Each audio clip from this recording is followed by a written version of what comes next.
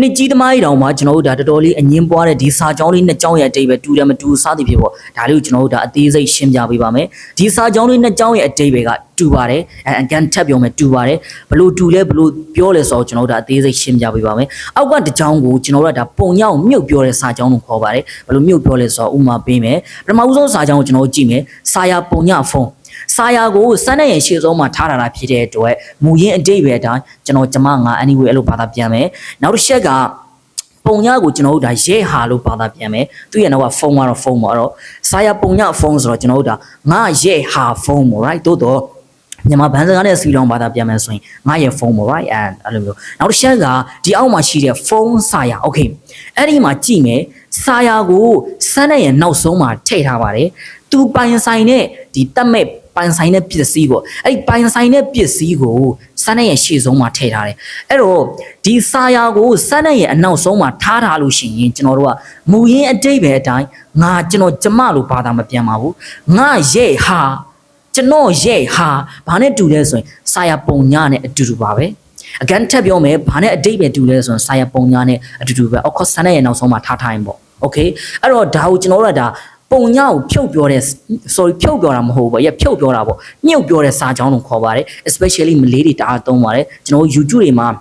မလေးကြော်ညာတွေတက်လာလို့ရှိရင်ကြည့်လိုက်ရင်တော့မှဒီလိုပုံညကိုဖြုတ်ပြောတာတွေရှိပါတယ်အဲ့လိုမျိုးတွေပဲများသောအားဖြင့်တက်တာတော့အဲ့တော့ဖုန်းစာယာဆိုတော့ဖုန်းကိုမူရင်းအတိတ်ပဲအတိုင်းဖုန်းလို့ဘာသာပြန်မယ်နောက်ကစာယာကိုကျွန်တော်ရဲ့ဟာအဲ့လိုမျိုးဘာသာပြန်မယ်အဲ့တော့ဘာသာပြန်တော့ကျွန်တော်ရဲ့ဖုန်းပေါ့နောက်တစ်ခု okay အဲ့တော့ဒီနေရာမှာတစ်ခုနှုတ်စာအုပ်တွေရှင်မှတ်ထားမယ်နန်နီနန်စားတွေကိုစမ်းတဲ့ရဲ့နောက်ဆုံးမှာထည့်ထားလို့ရှိရင်နှစ်ချက်နဲ့ဘာသာပြန်ပါမယ်အကန်နှစ်ချက်နဲ့ဘာသာပြန်မယ်နန်နီနန်စားဆိုတော့သိရမလားဆာယာဒီယာအကူအဝဘာညာတရကနီနီကြော်ကြော်ပေါ့မန်နေဂျာတထေးစူပါဗိုင်ဇာခွေးကြောင်ငါမင်းဒါတွေအကုန်လုံးကနန်နီနန်စားတွေလို့ခေါ်ပါတယ်အဲ့တော့ကိုကစာချောင်းကိုပြောလိုက်ပြီးဘလာဘလာပြောလိုက်ပြီးတော့မှစမ်းတဲ့ရဲ့နောက်ဆုံးမှာဒီယာဆာယာနောက်တစ်ခုအန်ကဲအန်တီနီနီကြော်ကြော်အဲ့လိုမျိုးတွေထည့်လိုက်ပြီးဆိုရင်စာကြောင်းရဲ့နောက်ဆုံးမှာရှိနေတဲ့အဲ့ဒီနန်နီနန်စားတွေကိုမူရင်းအတိတ်ပဲအတိုင်းဘာသာမပြန်ပါဘူးဒီနှစ်ချက်နဲ့ဘာသာပြန်မယ်ကြည့်မယ်ဥပမာကိုကစာကြောင်းရဲ့နောက်ဆုံးမှာစာရကိုထည့်လိုက်တယ်ပေါ့စာရကိုထည့်လိုက်ရတယ်ဆိုမူရင်းအတိတ်ပဲအတိုင်းငါလို့ဘာသာမပြန်ဘူးငါကိုအင်္ဂလိပ်လိုဆို to me နောက်တစ်ချက်စာရပုံညလို့ဘာသာပြန်မယ် mine ပေါ့ကွာ I mean mine အဲ့လိုမျိုးဒါမှမဟုတ်ရင် mine အဲ့လိုမျိုးလေးဘာသာပြန်လို့ရတယ်အဲ့တော့နောက်တစ်ချက်က to me လို့ကဘယ်လိုဘာသာပြန်လဲဆိုတော့ဥပမာမယ် verb နဲ့တွဲသုံးတဲ့အခါမှာသုံးတယ်ဥပမာမယ်ကာစီဆာယာအော်ဘာဂီဆာယာအတူတူပဲအဲ့တော့ဘာဂီဆာယာရှေ့ကဘာဂီကအင်္ဂလိပ်လိုဆို give verb ဖြစ်တယ်သူရဲ့နောက်မှာလိုက်နေတဲ့ဆာယာကငါအဲ့ဒီဆာယာကိုမူရင်းအတိတ်ပဲအတိုင်းငါလို့ဘာသာမပြန်ဘူးငါကိုနောက်တစ်ချက်ငါရဲ့ဥစ္စာလို့ဘာသာပြန်မယ်သို့တော့ဒီစာကြောင်းမှာပိုင်ဆိုင်မှုပြတာမဟုတ်တဲ့အတွက်သိချတယ်အောက်ကဆာယာပုံညောင်းဖြုတ်မယ်အပေါ်ကငါကိုနဲ့ဘာသာပြန်မယ်အဲ့တော့ဘာသာပြန်မယ်ဆိုရင်ငါကိုပေးပါအဲ့လိုမျိုးဘာသာပြန်မယ် right အဲ့တော့အင်္ဂလိပ်လိုဆိုရင်အင်္ဂလိပ်လိုဓာတ်ရိုက်ဘာသာပြန်တော့ give to me ပေါ့ right to ထည့်မယ်ပေါ့တိုးတော့အင်္ဂလိပ်စကားမှာ to မြုပ်ပြောတာဖြစ်တဲ့အတွက် give me right အဲ့လိုမျိုးအဲ့တော့နောက်တစ်ချက်က